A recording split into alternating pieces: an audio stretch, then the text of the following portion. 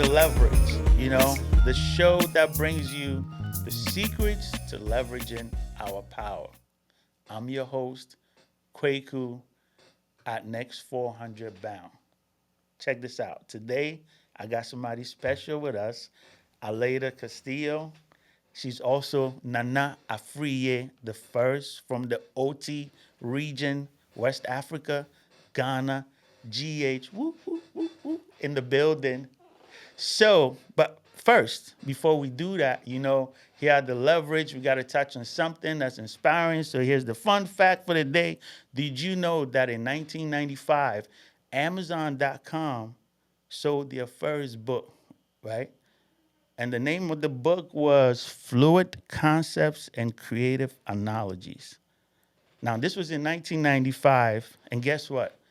Amazon is worth $1.69 trillion dollars today, and this is about 29, 30 years later. Isn't that amazing? Yeah, right?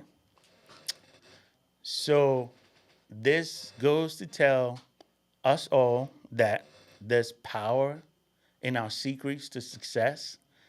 There's leverage in our secrets to success, and we'll all get there quicker if we build community wealth. So here at the leverage, we're all about community wealth creation, and this is what inspires us to go on this journey to share information, to share uh, educational thoughts on financial literacy, to share our resources, to discuss opportunities so that we can all connect, build with each other, so that in the future we will have this prosperous, wonderful, Wakanda like life. Yeah. So, yes, yes, yes. So, with that being said, I am going to introduce you to my guest for this episode, Aleida Castillo. She has so many credits to her name. She has so much going on for herself.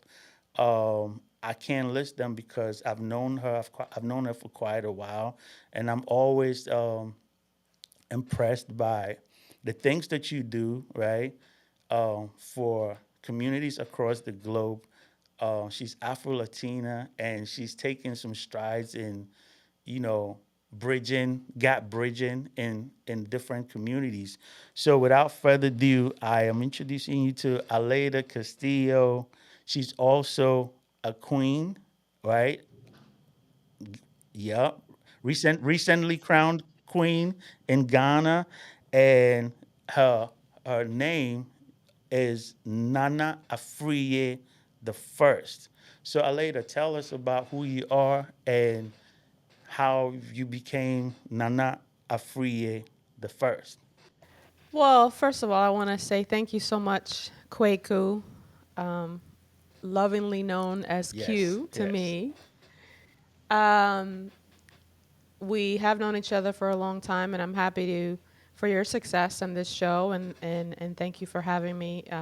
It's kind of strange to have me talk about myself. I don't do that often, but I think we got to start, Right. right? And that's part of the sharing. And what I like about your idea in this show is that we are to share more of what looks like secrets because we don't share enough. Mm-hmm. But the long road to Ghana and to being here today. I live in New York. I'm 50 something years old, and I have three kids, and I've been here for a while, participating in a lot of cultural events. And I had preschools in New Mm-hmm. York, and many of my preschool parents were from Africa, Mm-hmm. from Ghana, Nigeria, and I was fascinated with their lifestyle and their drive. And even before all that, I kind of thought that I would always end up somehow in Africa. But I thought, because I'm from Dominican Republic, that I would end up in Equatorial Guinea, where they speak Spanish. Mm. Spanish in Africa. Somehow, though, it was revealed to me through one shape or form that it was going to be Ghana. And I ended up in Ghana in 2015, Awesome. 2015, 2016, somewhere around there. And we started to work on this idea of bringing, and that's how we met, Absolutely. right? On encouraging people to come Absolutely. to visit Right. Ghana. For me, um, Ghana became sort of after my first visit, and really feeling really good about that visit, and really feeling like When was that anyway? I felt When different. I when felt was different. Ghana? Well, 2015? it was somewhere between 2015 and 2016. I think it was the fall of 2016, honestly, because it was around my Why birthday. Ghana though? I told you about the preschool that Mm-hmm. I had. I had two Mm-hmm. parents, a couple of parents, but a couple who's from Ghana, a very powerful family in Mm-hmm. Ghana, and they kept talking about it, and they kept telling me, no, no, you need to go to Ghana first. And then Yes. I met several people. I met That sounds several like people that Ghanaians. were You need to from. go to Ghana first. Yeah. You need the Ghana jollof Yeah. first. Yeah. Yeah. Right, right. It's like don't bother going to anywhere else in Right. Africa. Come to Ghana first. And then I met during a political campaign. Um, I've been doing consulting for many years in business and in political campaigns. I met Rabbi Kohen Halevi, who was working for the same Shout campaign, out and to then he was Rabbi. talking about, Yes. yes, shout out to Rabbi. He was talking about campaigns also Mm-hmm. in Mm-hmm. Ghana. I mean, in the campaign, he was talking about Mm-hmm. Ghana, and he had moved there 30 some years ago at that time. And I'm like, okay, Ghana, fascinating. And so then I met his son, and they all have been going to Ghana for Mm-hmm. many years. And I must say, living in New York, in the United States, every state has its like culture, Mm-hmm. right? It's Mm-hmm. thing.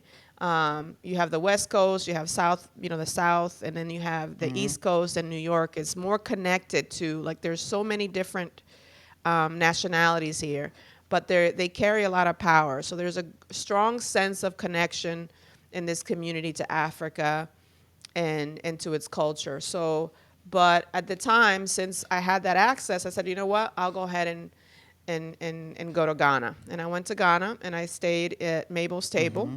I've been there. by the I know water. that place. You've Yeah. been there, yeah. Beautiful. They have great I was about food to say and that. The yeah, banku and and tilapia. yes, That's what I got over there. and Yeah. that's Yeah. what you got. I like the fried rice and fried chicken. Yeah. Well. I went there and I remember sitting by the water. It's really close to the water. You sit at the table and I'm looking and having this thought that Rabbi once said, this is the center of the It earth. is. And you're sitting in the center of the earth. And it was my birthday. And I was like, wow, okay, so I'm sitting here and it's my birthday and I'm sitting at the center of the earth.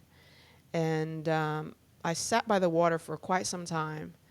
And the whole experience, amongst all the drastic things that you see, like the poverty levels, not like it's a very safe country, you don't see violence like that, but you see the poverty, you see the rich and the poor, the gap is Mm-hmm. wide. And that was a little bit uncomfortable, but at the same time it felt like Mm-hmm. home. And I was thinking about all of that as I was sitting by the water, and I said, Let me interject for a this is second. it. When you It's say it Ghana. felt like Yeah, home, what do you mean by that? yeah. Like home. It felt like What is home home? because, United um, States or Dominican Republic? well, I felt it. Well, so let me just Yeah. define home, right? Because I think sometimes we say, oh, it feels like home because it felt just like Dominican Republic, or it felt like home because it felt like I was in New York. No, it felt like home in the sense like home is not a place. Home is where you feel welcome and you feel the embrace Understood. Yeah. of, you feel that embrace of completeness, right? And I think that if we can redefine what home is, then we would like stop searching as much and we would find what home Didn't Luther is. Vandross, correct me if I'm wrong, have a song called "A House Is Not a Home"? A house is not a home. Right? He Is that? I did. don't know. You are the Yeah, music man. I don't know. I think so. I think it's him. If it's not, I Yeah. know there's a song called "A House Is Not a Home." The house is Yeah, not a home. It's not. And then there's that saying that home is where the heart is. I'm not even talking physical about where you things. like, you left people behind or anything like that. And people ask me all the time, why do you keep going back to Ghana? Even so now, after so many years, and it's because of that. And I said, if I really will to wanted to describe to someone as to the not Mm-hmm. someone, if I wanted to describe to someone of Afro Mm-hmm. descent, African descent, from anywhere Mm-hmm. around the world as to why they should go to Mm-hmm. Ghana, and I would say is because if you've lived abroad most of your Mm-hmm. life and you haven't been to Ghana, you need to go because when you go Mm-hmm. there, it's something that you cannot explain. And it is that feeling of that Mm-hmm. embrace, the embrace of who you Mm-hmm. are. It's not like, you're not judged by your Right. color. You're in that Right. welcoming that you have. And so that feeling of I belong Aquaba. here. And so that feeling of belonging is something that you can't duplicate unless if you are of African descent, of Afro descendancy, then when you go there is something that you will understand, I have a right? If you've question, lived right? abroad. Hmm. So you growing up, you did grow up in DR, right? Okay. Yeah. What are the thoughts? I know that you represent Afro Latinas, and I've known that Hmm. you've been passionate about this movement for a very long time. And I know that it's a Hmm. very, very powerful thing. And I see nothing but a bright future for your endeavors or other people who are doing or contributing to this type of a movement. However, I do want to ask you a Hmm. question. When you were growing up in DR, did you what was your perception of Africa per se, as opposed to how you feel about it today? Yeah.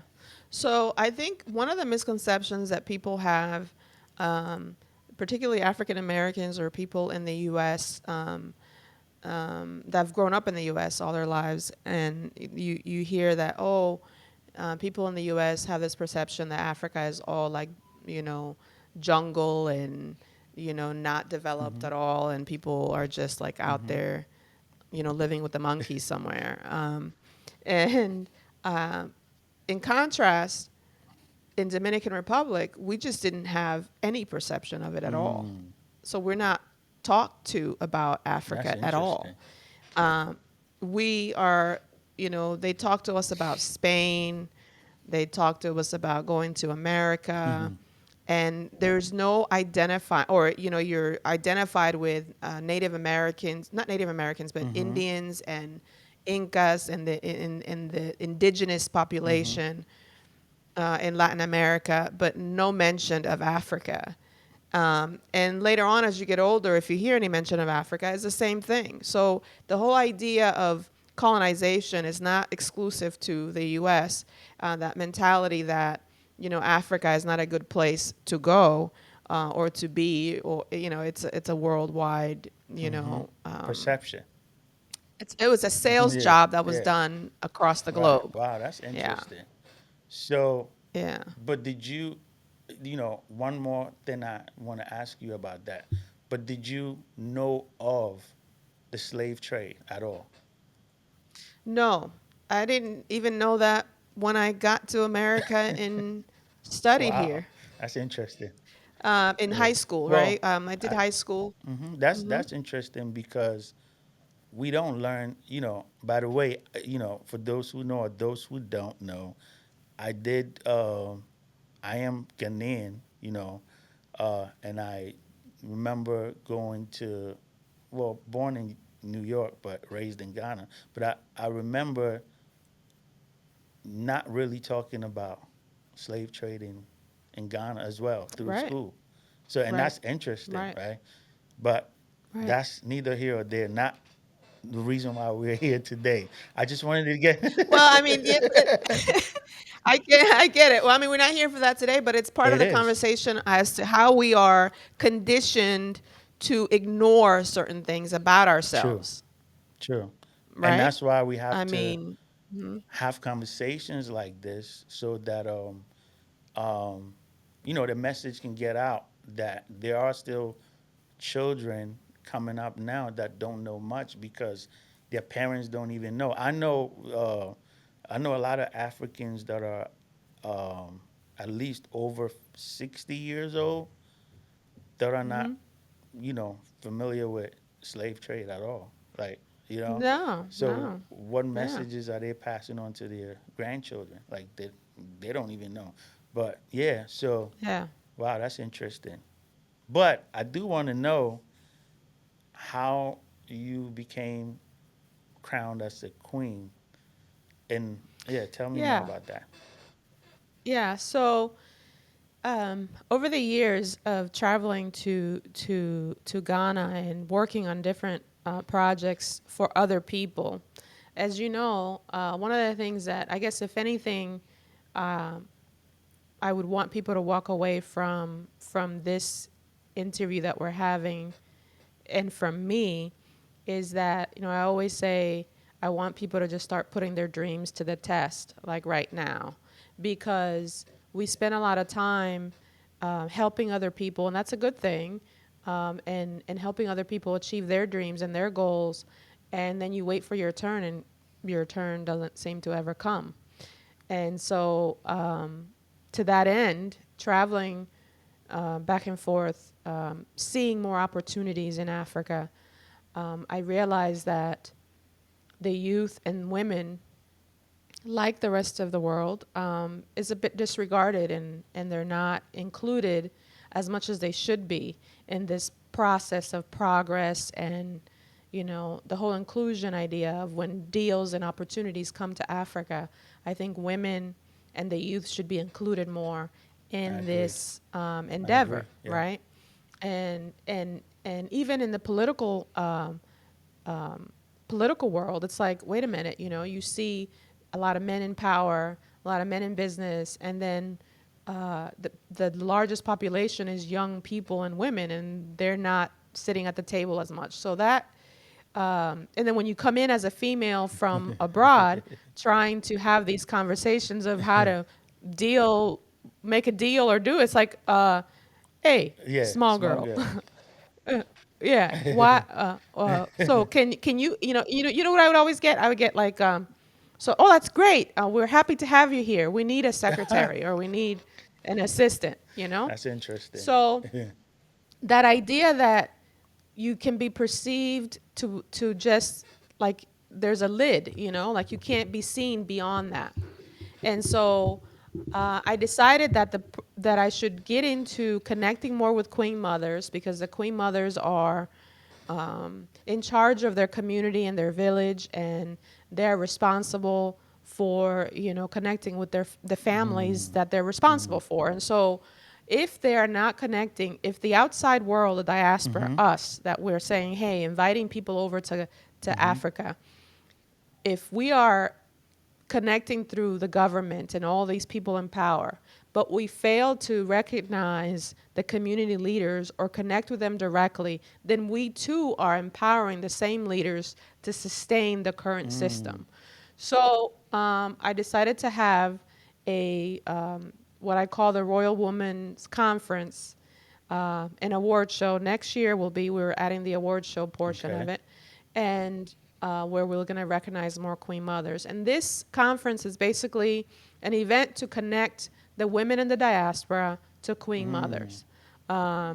In that process, we want to learn more about the culture of Ghana and the traditional rulers from the perspective of the queen mothers.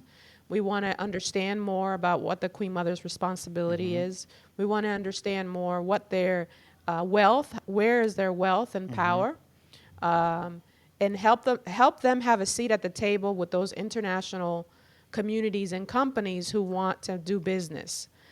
because they're not getting enough seat at the table elsewhere. What is the impact of that There. though? Like what do you want to see? So Mm-hmm. I am a guest or a tourist or I Mm-hmm. visit Ghana and I'm at a table Mm-hmm. with a queen mother, right?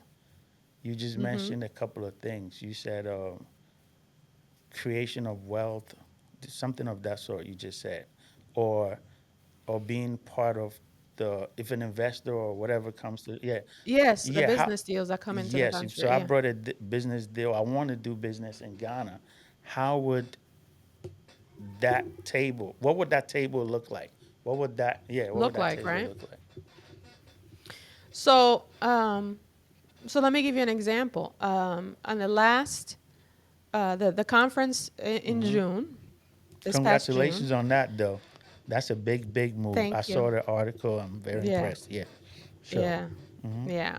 So on the conference this past June, it didn't make sense for me to say to people, "Hey, we want to invite you to meet the Queen Mothers and perhaps become a development Queen Mother," which what is called.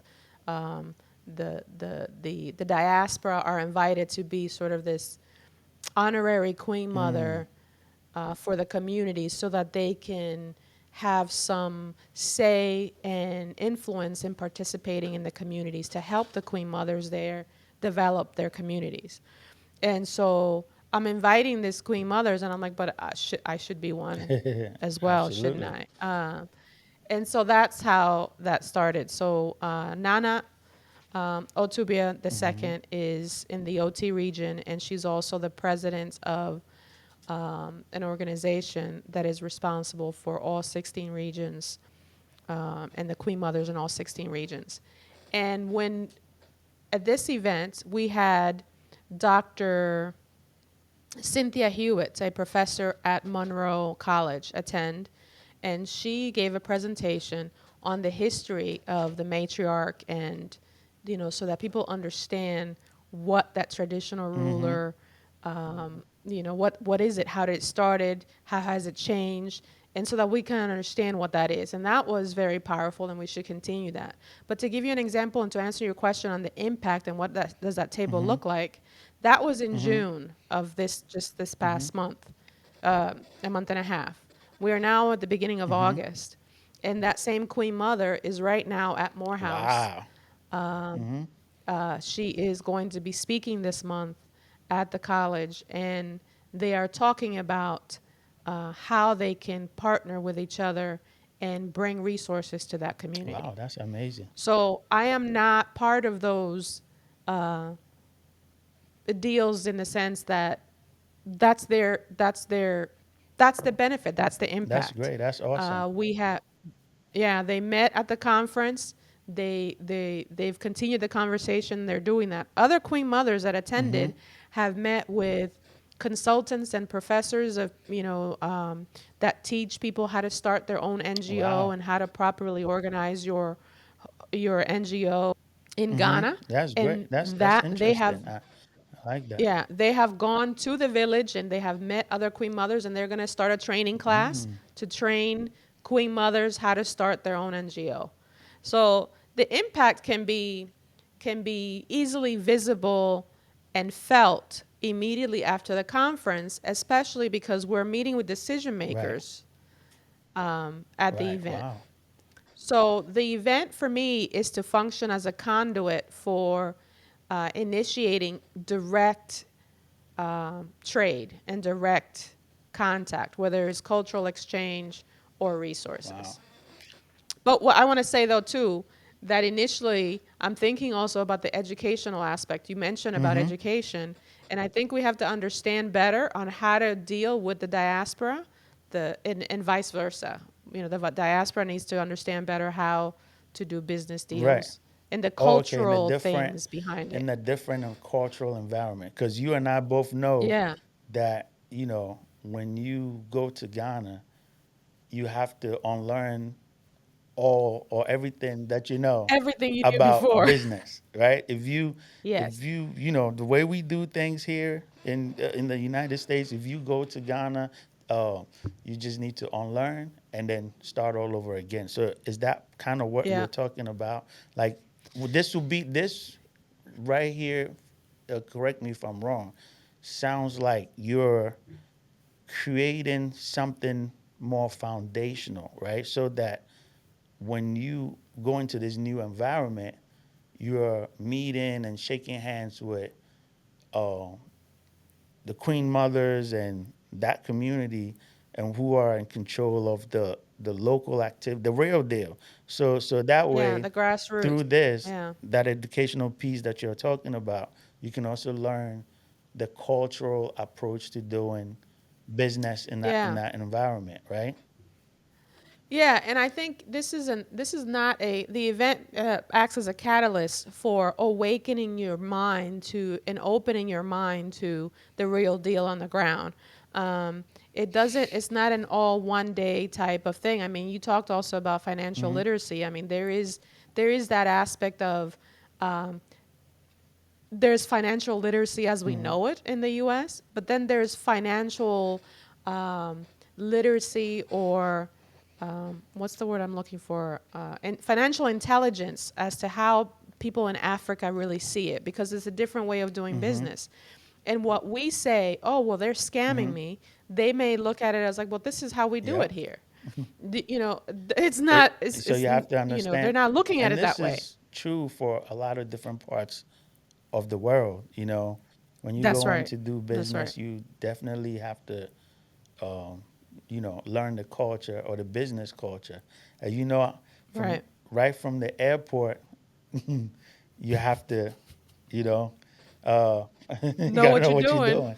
doing. You understand? You know. So, what Yeah. is the or if there are any investment opportunities for anybody that's watching this and say, "Oh, this sounds interesting." The royal women, they're Yeah. working with the queens, the queen mothers in Ghana, Mhm. and I see this being a very big thing. I like the fact that Yeah. you do wanna, a piece of this seems like you're advocating as well for inclusion, right?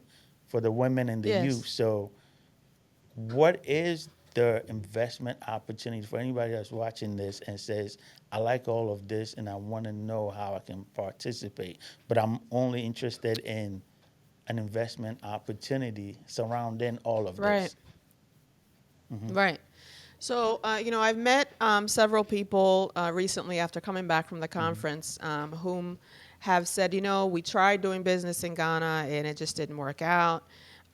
We tried, doing this project and we spent so much money and it just didn't Mm-hmm. happen.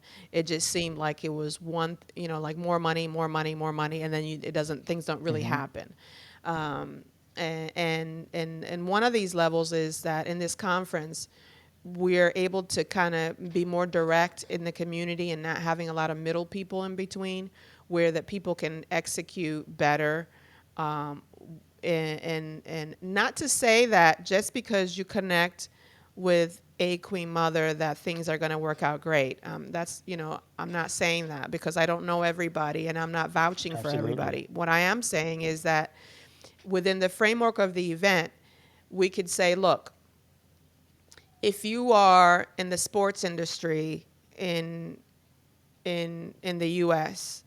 and you're looking to, I was speaking to someone who wanted to open a sports Mm-hmm. stadium in Ghana, and it's like things during that process things fall through, like the purchasing of land, the finding the, where do you build it, who are you paying, you're trusting that just because you give money to this person or that person that things are going to happen.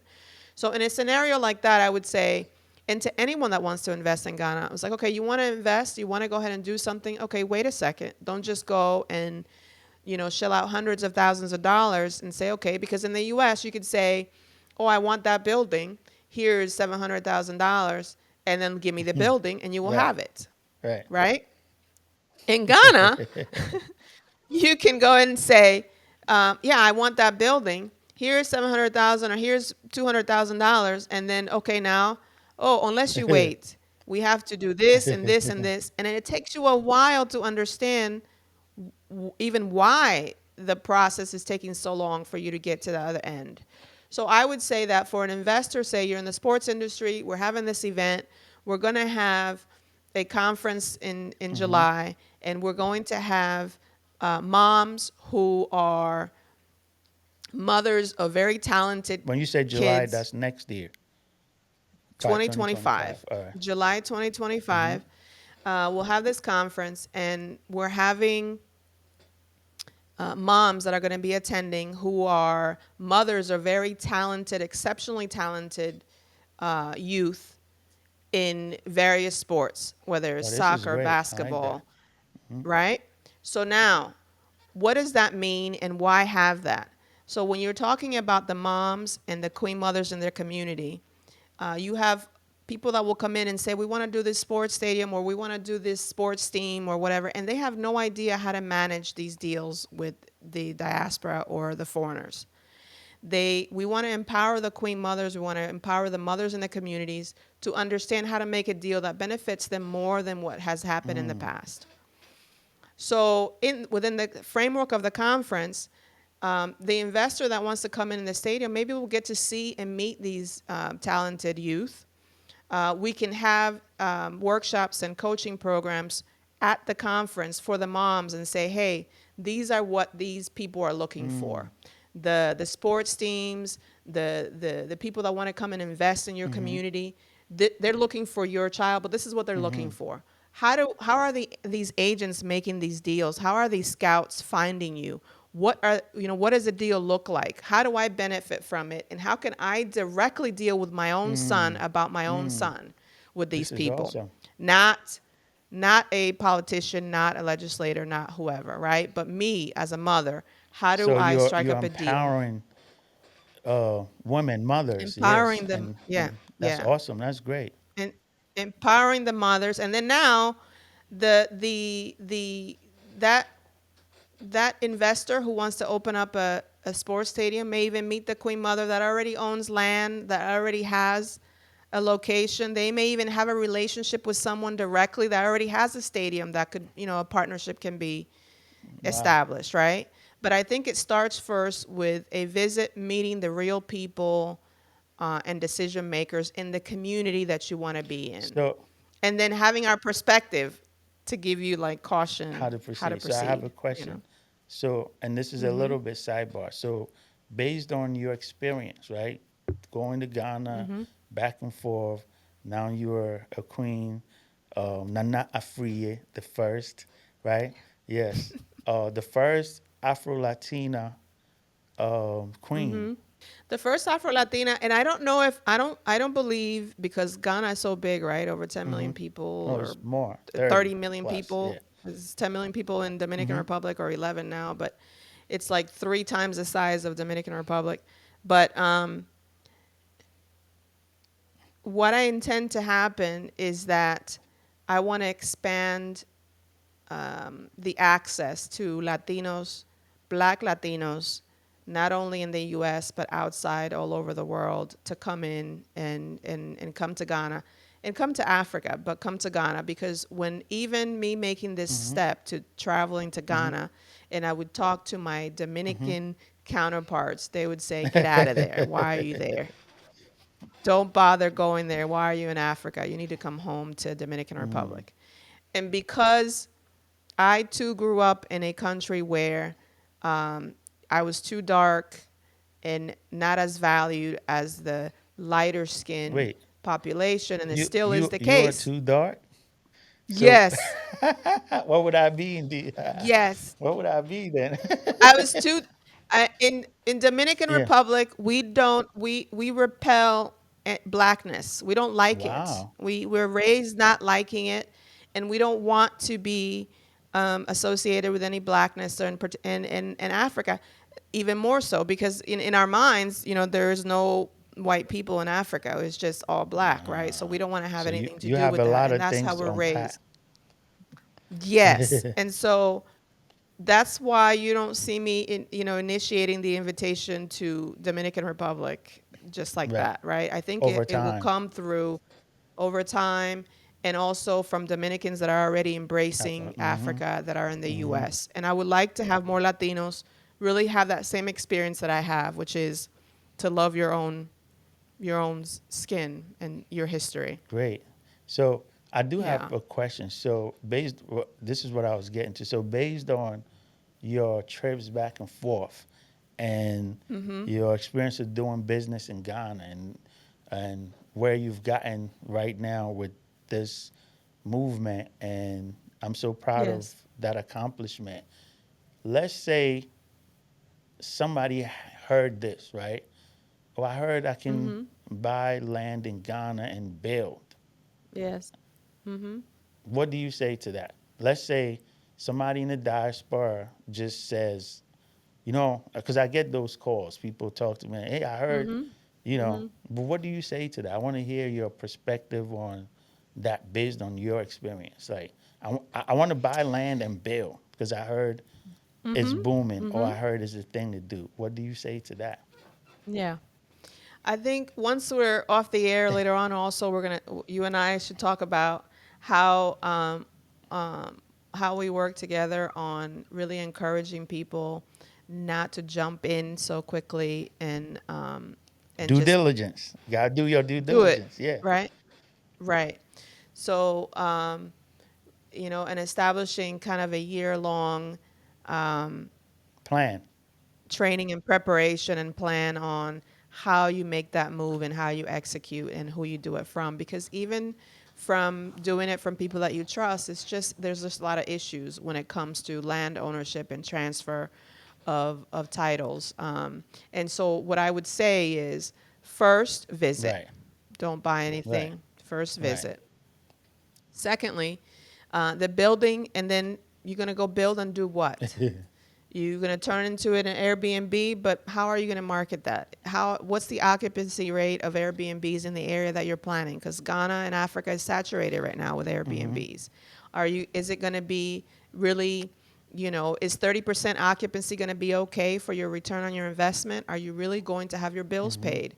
Where are you going to spend the money from? Are you going to take a loan just to build this? Are you getting rid of all your equity from your properties in the US or wherever you live just to purchase this land and build? So all those things require a rollout plan based on where you're coming from. And I think sometimes the decisions are made so quickly because you You got think that you're excited. operating under the same Yeah, you got laws. Yeah, excited. you get Yeah. excited and you think you're operating under the same laws that, we're used to abroad. And it's Yeah, it not. happened to me. And Yeah, so, it happened to yeah. me. I got Yeah, well, it excited. happens to Yeah, I all of got us. excited. Yeah. Yeah. So, Yeah, it happens to all of us. Yeah. so are you saying do it, but take caution, or you're saying, what are you really saying in a nutshell? I'm saying, okay, so I'm saying if anybody comes Mm-hmm. to you saying they want to Mm-hmm. buy land, tell them visit Mm-hmm. first and join our Okay. course. Got you. Got you. Mm-hmm. Because Mm-hmm. because it's going to take Mm-hmm. time. I have land, we have land, we can sell you Right. land. So that's not even Right. the issue. You want me to take your money now? We'll Right. take it. But what is it that you want to do? And also understand what protects you, or at least what steps you must take before you buy that land to give you the most protection you can have if a problem should arise.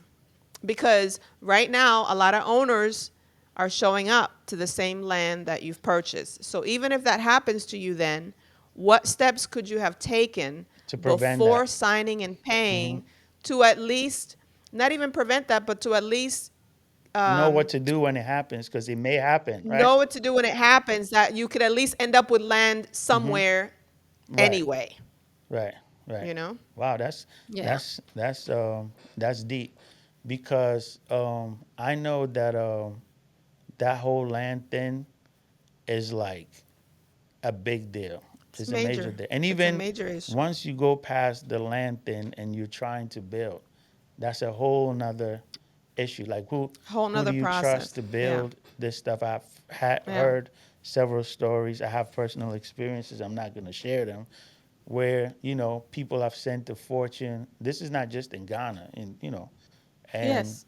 Yeah. they go back home ready to go into this new beautiful home. They've been receiving these pictures, and they go home and And It it doesn't doesn't exist, and exist. And it doesn't exist. it's Yeah. rather unfortunate. And I know that one of the things that we've talked about doing is to solve problems like that, right? Because we can always Yeah. talk about problems, but we have to figure out a way to solve it because I believe that Ghana is a great place to invest, to live, Yeah.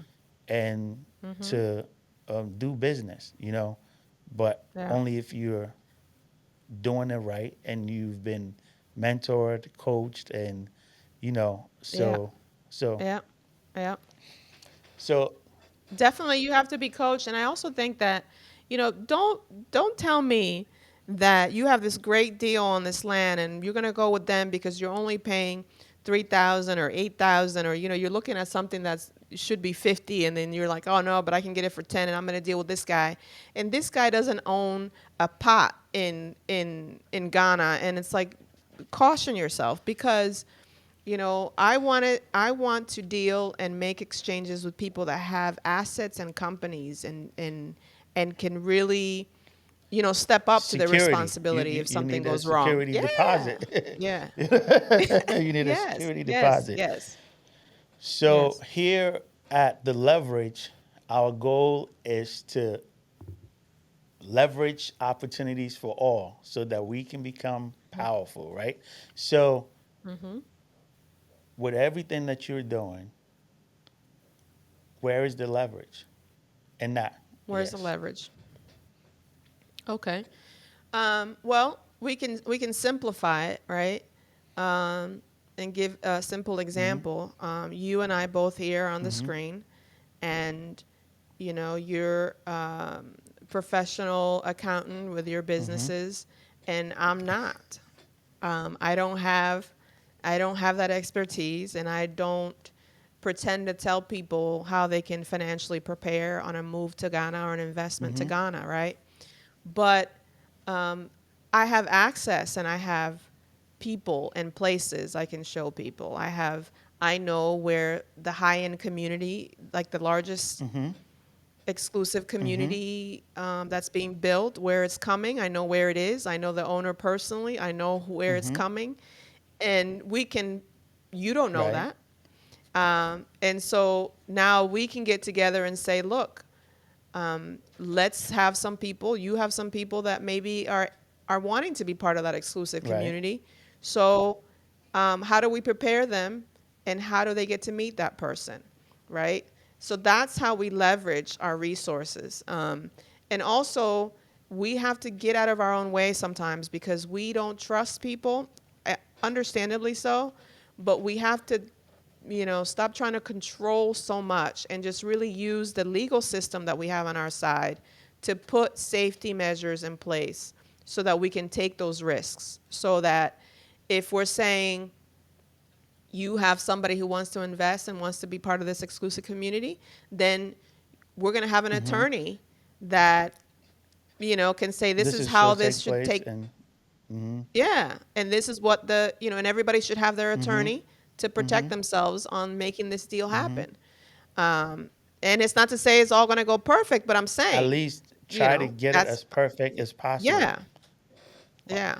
And that's how we leverage it. So we leverage it by your group, next 400 Mm-hmm. bound, my queen mothers, we're all sitting at the table, and we say, this is what I Mm-hmm. have and this is what you have. How do we merge this for a successful and a fruitful endeavor? And we're not, what's the word we're looking for? Gatekeepers. We don't Absolutely want to be not. these gatekeepers. Absolutely not. Right, Because I right. believe that the power in creating community wealth is by sharing resources, and That's right. opportunities. So if I'm gatekeeping, Right. then absolutely I'm not really practicing what I'm preaching. And Right. if you're watching this podcast and you want to be a part of the next 400 community, for now you can just join our group on Facebook, and there's more to come there. But what about the Royal Women's Conference? How do people get to know more about that? Yeah. So, whew, the conference is in July Mm-hmm. 2025. It'll happen in Mm-hmm. Accra. We are now actually in the middle of planning a smaller conference in Brooklyn, New York for Black History Month in Oh, that's awesome. February, uh, where we can bring together the Queen Mothers that are in the States Okay. already, those that are from the diaspora and also from Africa that are here in the States to come together in And Brooklyn. are these sorry, And are these then, events just for women? no, that's a good Okay. question. We It's women Okay. focused, but there are a lot of men who actually I have Right. noticed more men being interested in participating in supporting such an idea and Mm-hmm. conference. As someone that attended the conference has said to me, we have lost mothers. Mm. The more we, the more progress we make and the more independent we become, we lost that whole idea of mother and what does being a mother mean? That caring, that making sure that we have like this culture of Mm-hmm. care in business and personal and for our own Mm-hmm. selves. And so the Mm-hmm. men have been quite interested in that. Wait a minute, this is Mm-hmm. fascinating. How can we participate in Those are this? smart men. And so we have, Those are yeah, very smart right? men. Because, Yeah, I'm a yeah. firm believer Hmm. in the power of women.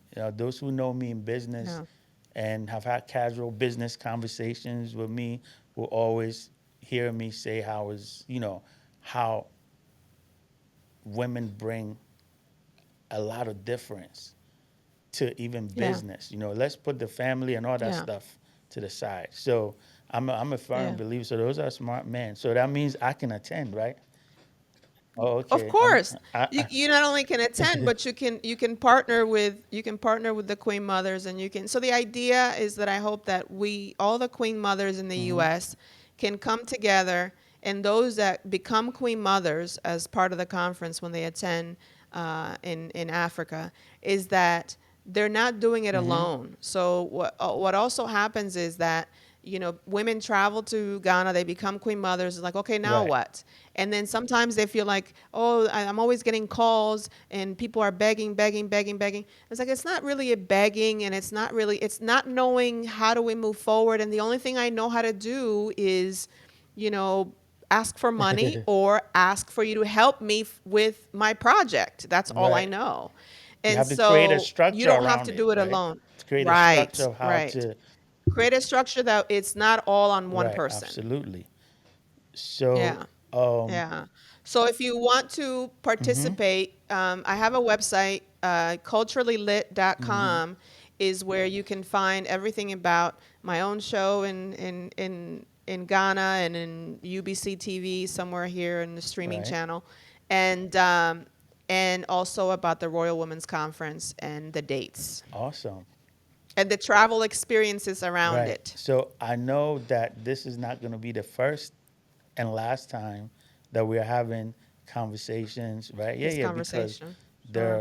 are a lot of topics and things to unpack here because I have a vision, right? And my vision is to see a lot of collaboration, a lot of Mhm.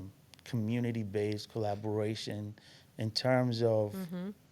Africans, Afro Latinas, African Mhm. descent, right? And Yeah. one of the reasons why is whenever I go home, and when I say home, I mean Ghana, and I'm looking at Mhm.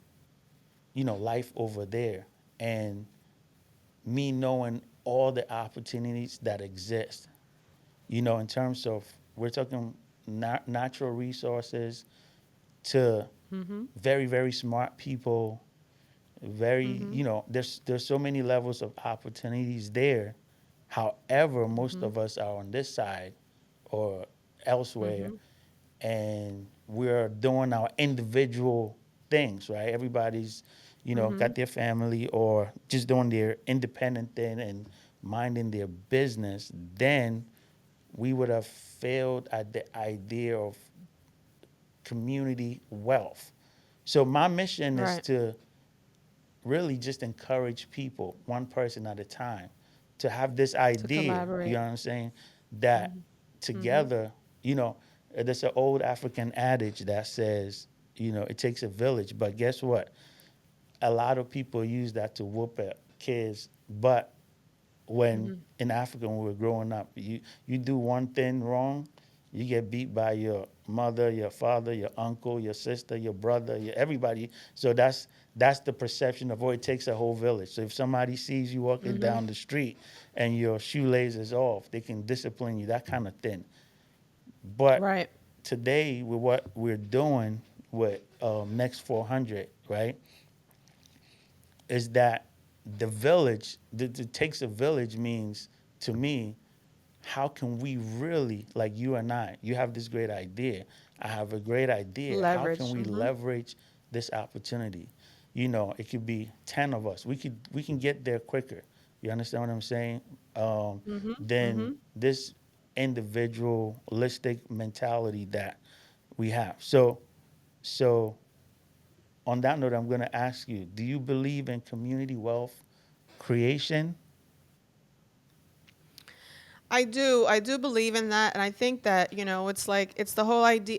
I believe, I mean, listen, this is going to be another topic, but I believe that probably that's how the whole one guy and multiple wives thing started back in Africa. It was like, it was too much work for one person. But anyway, and listen, that's a good show topic for Absolutely. another Absolutely. show. The reason why I think we're having such challenges is not only because of the trauma that our population has experienced, because you have other communities of different racial makeup that are better at coming together and building these communities, financial communities. They're better at building, this trust communities, and better than we are. And the difference is, the trauma is different, so the trust is different.